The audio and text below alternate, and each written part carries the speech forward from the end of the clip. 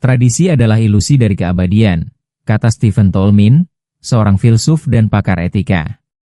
Kutipan ini menyentil nalar kita yang sering menganggap budaya dan tradisi sebagai sesuatu yang suci dan tak boleh diganggu-gugat. Banyak dari kita diajarkan untuk mencintai budaya tanpa syarat, bahkan menjadikannya kebanggaan identitas. Tapi benarkah semua budaya layak dilestarikan? Apakah hanya karena sesuatu telah dilakukan sejak lama, maka otomatis itu benar dan patut dipertahankan? Pertanyaan-pertanyaan ini penting untuk diajukan, apalagi di tengah zaman yang terus bergerak menuju keadilan, kesetaraan, dan penghargaan terhadap hak asasi manusia. Dalam banyak masyarakat, budaya seringkali dipandang sebagai warisan mulia yang tak boleh digugat. Ia dianggap sebagai lambang jati diri dan perekat antar generasi. Namun, di balik romantisme itu, tersembunyi banyak sisi gelap dari budaya yang tak jarang melanggengkan ketidakadilan, kekerasan, bahkan perbudakan emosional dan fisik. Ketika budaya melanggengkan praktik-praktik yang merugikan kelompok tertentu, seperti diskriminasi terhadap perempuan, kekerasan terhadap anak, atau penindasan terhadap kelompok minoritas, maka sudah saatnya kita berhenti menyembahnya secara buta. Sebab budaya tidak berada di atas nilai moral universal, dan tradisi tidak seharusnya lebih tinggi dari kemanusiaan. Kita perlu menyadari bahwa budaya itu bukan sesuatu yang beku dan tak bisa berubah. Justru sebaliknya, budaya adalah sesuatu yang hidup, berkembang, dan seharusnya bisa disesuaikan dengan nilai-nilai zaman. Menolak sebagian budaya bukan berarti membenci akar atau sejarah, melainkan bentuk kedewasaan kolektif untuk menilai ulang mana yang pantas dipertahankan dan mana yang justru harus ditinggalkan. Banyak bangsa besar yang berani berubah dengan meninggalkan budaya-budaya lama yang bertentangan dengan prinsip keadilan sosial dan kemanusiaan, dan hasilnya, mereka menjadi lebih beradab dan inklusif. Terlalu sering kita melihat bagaimana masyarakat mempertahankan praktik-praktik usang hanya karena merasa itu bagian dari identitas. Namun, jika identitas itu dibangun di atas penderitaan orang lain, apakah itu masih layak disebut sebagai warisan mulia? Pertanyaan ini harus menjadi bahan renungan bersama, terutama di era digital seperti sekarang, di mana informasi dan kesadaran hak individu semakin meluas. Pelestarian budaya seharusnya bukan hanya soal menjaga sesuatu dari masa lalu, tetapi juga soal menyaring nilai-nilai yang relevan dan bermartabat untuk masa depan. Video ini tidak bertujuan untuk merendahkan budaya siapapun, tetapi justru untuk membuka ruang diskusi dan kesadaran kritis. Kita harus berani bertanya, apakah semua budaya benar-benar pantas dilestarikan? Ataukah kita sedang mempertahankan sesuatu yang sejatinya mengekang kebebasan, merusak martabat, atau menolak kemajuan? Inilah saatnya kita tidak lagi menyakralkan budaya secara membabi buta. Sebab mencintai budaya bukan berarti menolak perubahan, dan melestarikan nilai-nilai luhur tidak harus berarti memelihara keburukan yang diwariskan oleh masa lalu. Kita seringkali memandang budaya sebagai sesuatu yang indah, luhur, dan perlu dibanggakan. Tapi anggapan semacam ini bisa membuat kita buta terhadap kenyataan bahwa tidak semua budaya mengandung nilai-nilai positif. Beberapa budaya mengajarkan kekerasan sebagai bentuk pendidikan, memperbolehkan pernikahan anak, atau mempertahankan sistem kasta yang menindas. Jika kita terus memuja budaya tanpa mempertanyakan isinya, maka kita sedang mempertahankan ketidakadilan dalam kemasan tradisi. Budaya harus ditinjau berdasarkan nilai moral dan etika, bukan sekadar usia atau kebiasaan turun-temurun. Contoh paling nyata adalah budaya kekerasan dalam rumah tangga yang dilegalkan oleh adat di beberapa daerah, atau ritual-ritual penyiksaan yang dibungkus dengan istilah ujian keberanian. Semua ini menunjukkan bahwa budaya bisa menjadi alat pelanggeng kekerasan jika tidak dikaji secara kritis. Budaya yang seperti ini tidak membawa kemajuan, justru menanamkan ketakutan, luka psikologis, dan trauma yang berkelanjutan dari generasi ke generasi. Jika kita tidak berani mengevaluasi budaya semacam ini, kita sedang menormalisasi penderitaan atas nama warisan leluhur. Oleh karena itu, penting bagi kita untuk tidak menilai budaya hanya dari segi historis atau kebanggaan lokal, tetapi dari dampak nyata terhadap kehidupan manusia. Budaya harus diuji dengan pertanyaan, apakah ia membangun kemanusiaan? Apakah ia membawa keadilan, cinta kasih, dan penghormatan terhadap martabat manusia? Jika jawabannya tidak, maka seberapapun tuanya budaya itu, kita harus berani menolaknya. Melestarikan budaya seharusnya sejalan dengan upaya membangun peradaban yang lebih baik, bukan mempertahankan luka lama yang terus diwariskan. Di banyak tempat, tradisi masih menjadi alasan kuat untuk menindas kelompok tertentu, khususnya perempuan, anak-anak, dan minoritas. Ada tradisi yang melarang perempuan berbicara di ruang publik, melarang anak-anak mengenyam pendidikan karena harus bekerja demi keluarga, atau membatasi peran kelompok tertentu hanya karena keyakinan lama yang tak pernah dipertanyakan. Budaya seperti ini tidak mendidik, melainkan membelenggu. Ketika sebuah budaya mempersempit ruang hidup manusia dan memaksa mereka tunduk pada aturan yang tidak adil, maka pelestarian atas budaya tersebut patut dipertanyakan secara serius. Tradisi tidak boleh menjadi tameng untuk menutupi pelanggaran terhadap hak asasi manusia. Sayangnya, banyak praktik budaya yang terus bertahan, justru karena dilegitimasi oleh rasa takut dianggap tidak menghormati leluhur. Akibatnya, orang-orang yang berani bersuara justru disingkirkan atau dianggap pembangkang.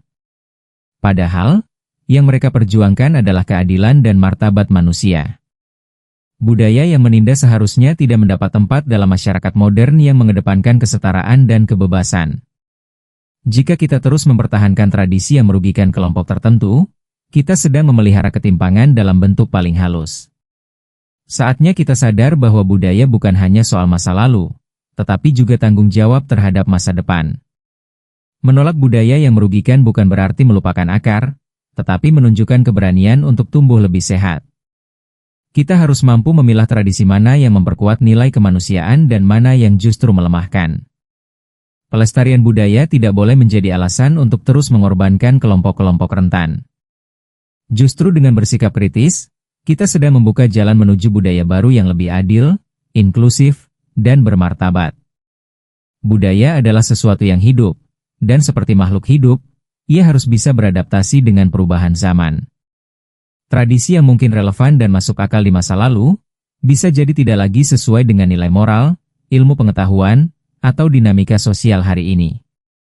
Jika kita memaksa mempertahankan budaya lama tanpa evaluasi, kita berisiko menolak kemajuan dan terjebak dalam pola pikir yang usang.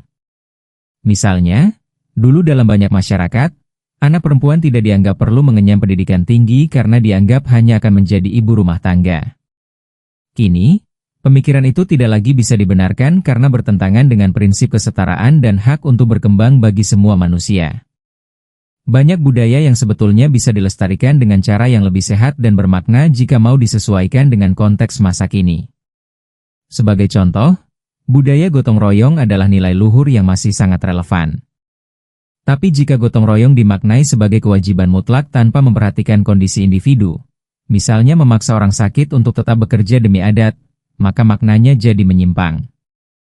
Maka, melestarikan budaya bukan berarti menyalin mentah-mentah pola lama, melainkan memurnikan esensinya agar bisa terus bermanfaat dan adil di zaman sekarang. Adaptasi dan penyaringan adalah kunci untuk menjaga agar budaya tetap hidup dengan nilai-nilai universal. Zaman terus berubah, begitu pula dengan tantangan sosial, ekonomi, dan teknologi yang dihadapi masyarakat. Budaya yang tidak mampu berubah akan ditinggalkan atau justru menjadi penghambat kemajuan. Kita tidak bisa membiarkan budaya menjadi beban masa lalu yang mengikat kaki kita untuk bergerak maju. Kita harus menjadikan budaya sebagai jembatan, bukan rantai. Dan itu hanya bisa terjadi jika kita berani menyesuaikannya dengan kebutuhan dan pemahaman zaman. Mempertahankan budaya secara membabi buta hanya akan menutup kemungkinan bagi perbaikan dan kemajuan yang lebih luas. Dalam praktiknya, budaya tidak selalu menjadi alat pemersatu, melainkan bisa berubah menjadi instrumen kekuasaan. Banyak pemimpin atau kelompok elit yang menggunakan dalih budaya untuk mempertahankan dominasi mereka atas masyarakat. Misalnya, aturan adat yang hanya bisa ditafsirkan oleh segelintir orang, dan digunakan untuk menekan suara-suara kritis. Dalam situasi seperti ini, budaya kehilangan makna sosialnya dan justru menjadi alat manipulasi. Budaya dijadikan tameng untuk mempertahankan ketimpangan, bukan sebagai sarana membangun kebersamaan atau memperkuat nilai kemanusiaan. Budaya yang digunakan untuk mempertahankan kekuasaan seringkali sulit digugat, karena dikemas dengan simbol-simbol sakral dan dikeramatkan. Padahal, di balik itu, tersimpan kepentingan untuk menjaga status quo dan menutup ruang perubahan. Misalnya, Praktik patriarki yang masih dijaga atas nama tradisi keluarga, padahal sejatinya hanya untuk melanggengkan dominasi laki-laki dalam pengambilan keputusan. Dalam sistem seperti ini, budaya menjadi alat kontrol sosial yang menyusup ke dalam kehidupan sehari-hari tanpa disadari. Siapa yang berani melawan budaya, dianggap durhaka atau kehilangan identitasnya sebagai anggota masyarakat. Oleh sebab itu, kita harus lebih peka terhadap bagaimana budaya digunakan dalam struktur kekuasaan. Jika budaya sudah menjelma menjadi alat untuk menekan, bukan mengangkat, maka ia layak dipertanyakan bahkan ditinggalkan. Pelestarian budaya yang sehat adalah ketika budaya menjadi ruang dialog, bukan dogma. Ia harus mendorong keterbukaan, bukan menutup-nutupi kekeliruan dengan dalih warisan leluhur. Kita perlu membebaskan budaya dari cengkeraman kekuasaan, dan mengembalikannya sebagai milik bersama yang memperkuat nilai keadilan dan kemanusiaan. Banyak dari kita tumbuh dengan menganggap semua budaya harus dijaga dan dihormati tanpa syarat. Namun, pandangan ini sering lahir dari kurangnya edukasi kritis tentang asal-usul dan dampak budaya itu sendiri. Tanpa pemahaman yang memadai, masyarakat mudah terjebak dalam romantisasi masa lalu, menganggap bahwa karena suatu praktik sudah berlangsung lama, maka ia otomatis benar. Padahal, tanpa edukasi yang benar, budaya bisa menjadi alat pembenaran bagi tindakan yang merugikan, menindas, bahkan membahayakan. Pendidikan memiliki peran penting dalam membuka kesadaran kolektif untuk meninjau ulang budaya secara rasional dan beretika. Melalui pendidikan, masyarakat bisa belajar membedakan antara budaya yang memperkaya nilai-nilai kemanusiaan dengan budaya yang justru menghambat kemajuan. Edukasi membantu membuka mata bahwa tidak semua budaya sejalan dengan prinsip moral universal.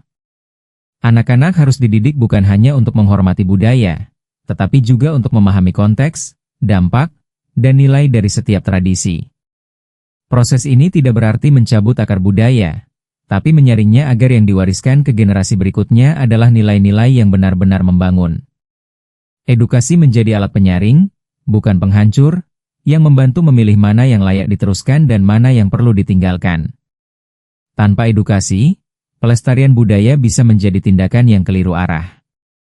Masyarakat bisa saja mempertahankan budaya yang secara nyata melanggar hak asasi manusia hanya karena tidak tahu bahwa itu salah. Lebih buruk lagi, budaya itu bisa ditransmisikan terus-menerus karena dianggap bagian dari identitas. Disinilah pentingnya peran guru, tokoh masyarakat, media, dan lembaga pendidikan dalam membentuk kesadaran budaya yang sehat. Budaya harus dilestarikan dengan pikiran terbuka dan pengetahuan yang cukup, bukan dengan ketakutan akan kehilangan jati diri atau karena tekanan sosial yang tidak masuk akal. Budaya seharusnya tidak berdiri di atas penderitaan atau pelanggaran terhadap hak asasi manusia.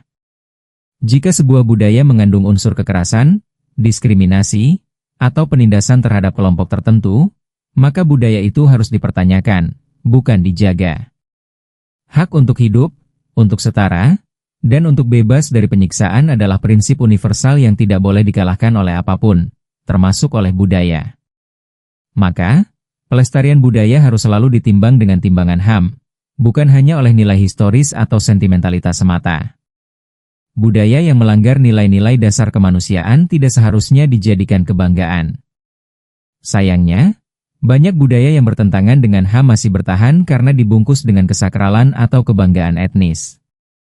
Contohnya adalah praktik mutilasi genital perempuan yang masih terjadi di beberapa wilayah dengan dalih adat, atau diskriminasi terhadap orang dengan disabilitas dalam upacara tradisional tertentu. Dalam kasus-kasus seperti ini, kita harus tegas bahwa tidak semua yang disebut budaya layak dilestarikan. Hak asasi manusia adalah fondasi moral dan hukum yang harus dijunjung lebih tinggi daripada tradisi apapun.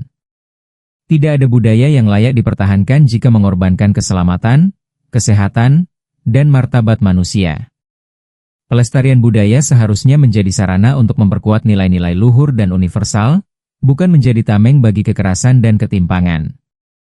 Jika kita ingin membangun masyarakat yang lebih beradab, maka budaya pun harus mengikuti arah peradaban itu. Budaya yang bertentangan dengan HAM adalah budaya yang kehilangan relevansinya di dunia modern. Oleh karena itu, pelestarian budaya tidak bisa dilepaskan dari evaluasi etis dan hukum. Kita tidak boleh menutup mata hanya karena takut disebut melawan tradisi. Justru dengan mengedepankan HAM, kita sedang menunjukkan penghormatan sejati terhadap nilai-nilai kehidupan. Dengan memahami bahwa tidak semua budaya layak dilestarikan, kita diajak untuk lebih kritis dalam memaknai warisan budaya yang ada di sekitar kita. Budaya memang merupakan bagian penting dari identitas suatu masyarakat, namun bukan berarti ia selalu benar atau suci dari kekeliruan. Budaya, seperti halnya manusia, bisa saja mengalami penyimpangan nilai seiring waktu. Maka dari itu, penting bagi kita untuk tidak memeluk budaya secara membabi buta, melainkan meninjau ulang dengan pandangan moral dan kesadaran etis yang lebih tajam. Pelestarian budaya seharusnya dilakukan secara selektif dan bijaksana. Kita perlu memilah mana nilai yang memperkuat kemanusiaan, dan mana yang justru merusaknya. Tradisi yang melanggengkan kekerasan, diskriminasi, dan penindasan tidak pantas dipertahankan hanya karena alasan historis. Sebaliknya, budaya yang mendukung kesetaraan, gotong royong, penghormatan terhadap sesama, dan kelestarian alam layak untuk dijaga dan diwariskan. Ini adalah tugas bersama, antara masyarakat, pemimpin, pendidik, dan generasi muda. Kesadaran ini hanya bisa tumbuh jika kita mau membuka ruang diskusi dan edukasi yang sehat tentang budaya. Kita harus berani bertanya, mengkritisi, dan bahkan menolak jika budaya itu menyimpang dari nilai-nilai hak asasi manusia. Menjaga budaya bukan berarti menolak perubahan, tetapi justru bagaimana kita merawat nilai luhur agar tetap relevan dan tidak kehilangan makna. Melestarikan budaya yang benar berarti merawat kehidupan, bukan sekadar menghidupkan masa lalu. Akhirnya, menjadi manusia yang mencintai budaya bukan berarti menjadi budak dari kebiasaan lama. Kita harus bisa memutuskan dengan hati nurani dan akal sehat mana budaya yang membawa manfaat, dan mana yang hanya mewariskan luka. Tidak semua budaya layak dilestarikan, dan menyadari hal ini bukan bentuk pengkhianatan, melainkan bentuk tanggung jawab terhadap masa depan yang lebih adil dan manusiawi. Sebab budaya seharusnya menjadi jembatan menuju peradaban, bukan penghalang untuk mencapainya.